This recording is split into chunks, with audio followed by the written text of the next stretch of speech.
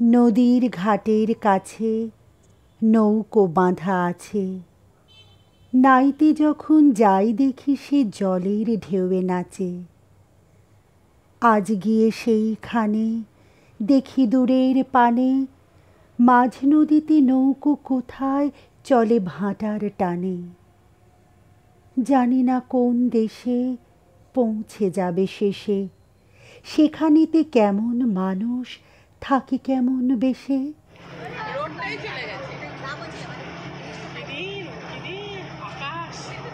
পবিত্র নদী গঙ্গা, স্রোতস্বিনী গঙ্গা, গঙ্গোত্রী হিমবাহ থেকে উৎপন্ন হয়ে দীর্ঘ পথ অতিক্রম করে এসে মিশেছে বঙ্গোপসাগরে। নমস্কার বন্ধুরা, আমি রুমকি চলে এসেছি আবারও একটা নতুন ভিডিও নিয়ে। প্রচণ্ড গরমকে উপেক্ষা করে এবং সমস্ত রকম বাধা অতিক্রম করে আমরা বন্ধুরা আবার সবাই জড়ো হলাম শ্যামনগর স্টেশনে। এখান থেকে আমরা চলে গেলাম ১ নম্বর প্ল্যাটফর্মের গায়ে যে অটো স্ট্যান্ড রয়েছে সেখানে। আমাদের এবারের ডেস্টিনেশন চন্দননগর স্ট্র্যান্ড। আমরা এবারে দলে রয়েছি ১১ জন, একটি ছোট বাচ্চাও আছে। সকলে মিলে চলে এলাম জগদ্দল জেটি ঘাটে। এখান থেকে আমরা লঞ্চের টিকিট কাটলাম, পার হেড ৯ টাকা করে। এখন পড়ন্ত বিকেল, আকাশে মেঘও রয়েছে, গঙ্গার রূপ ভীষণই সুন্দর লাগছে। আমরা লঞ্চের জন্য অপেক্ষা করলাম এবং সেই ফাঁকে আমরা একটু গঙ্গার ঘাটে খানিকটা সময়ও কাটিয়ে নিলাম।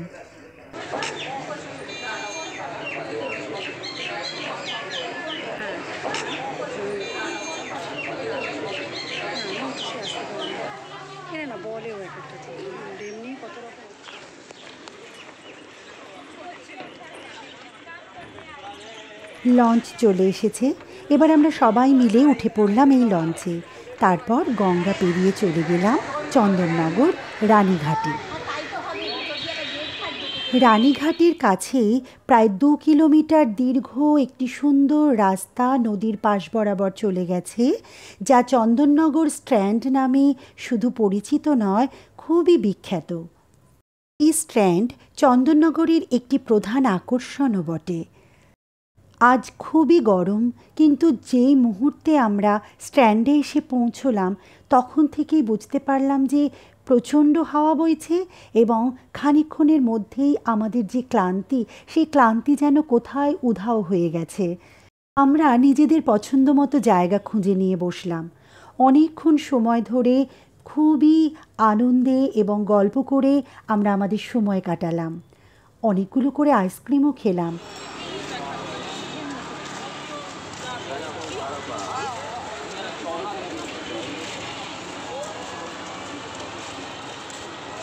আমরা যে স্ট্র্যান্ডে শুধু সময় কাটাতে এসেছি সেটা কিন্তু নয়, আমাদের কিন্তু একটা অন্য উদ্দেশ্যও রয়েছে, অর্থাৎ হ্রদ দেখা এবং কলা বেচা, দুটোই আমাদের করতে হবে। এই যে দেখতে পাচ্ছেন জলশ্রী। ঐতিহাসিক শহর চন্দননগর ইতিহাস প্রেমীদের মতো এখন কিন্তু ভোজন রসিকদের কাছেও সমানভাবে আকর্ষণীয়। এখানে গঙ্গাবক্ষে দ্য রিভার হ্যাবিটেট বা জলশ্রী নামক একটি ভাসমান দ্বিতল রেস্তোরাঁ রয়েছে। বিলাসবহুল এই জলশ্রী রেস্তোরাঁটি পশ্চিমবঙ্গ সরকারের পর্যটন বিভাগ তাদের নদী পর্যটনের উদ্যোগের অংশ হিসাবে তৈরি করেছে। প্রতিদিন দুপুর ১২টা থেকে রাত ১০:৩০ পর্যন্ত রেস্তোরাঁটি খোলা থাকে। এখানে প্রায় ৫০ জন ব্যক্তির বসার জায়গা রয়েছে। পারিবারিক অনুষ্ঠানের জন্য রেস্তোরাঁটি বুক করা যায়। এখানে চাইনিজ, ইন্ডিয়ান সব রকমের খাবার পাওয়া যায়। একদিকে যেমন সন্ধে নেমে এসেছে, অন্যদিকে তেমন আকাশ জুড়ে দেখা দিয়েছে মেঘের ঘনঘটা।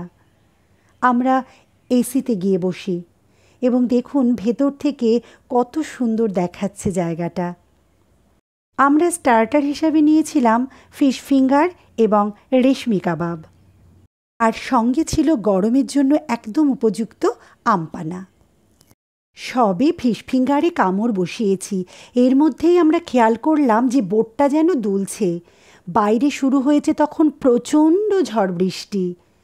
জীবনে চলার পথে আমাদের কত রকম ঘটনার সম্মুখীন হতে হয়। আজকের এই ঘটনাটা কিন্তু আমার কাছে একটা স্মরণীয় ঘটনা হয়ে থাকলো, একটা সুখকর স্মৃতি। এর মধ্যেই আমাদের টেবিলে চলে এসেছে কাশ্মীরি নান, বাটার নান, মুর্গ বাটার মশালা, কাঁচা লঙ্কা চিকেন, এত খাবার দাবার। এবং আমরা সবাই এই খাবারের জন্য অপেক্ষা করছিলাম। দেরি না করে একদম মনোযোগ দিয়ে সবাই খাওয়া শুরু করলাম এবং খাবারের স্বাদ ছিল অসাধারণ। বিশেষ করে এই কাশ্মীরি নান তো আমার কাছে ভীষণ ভালো লেগেছে।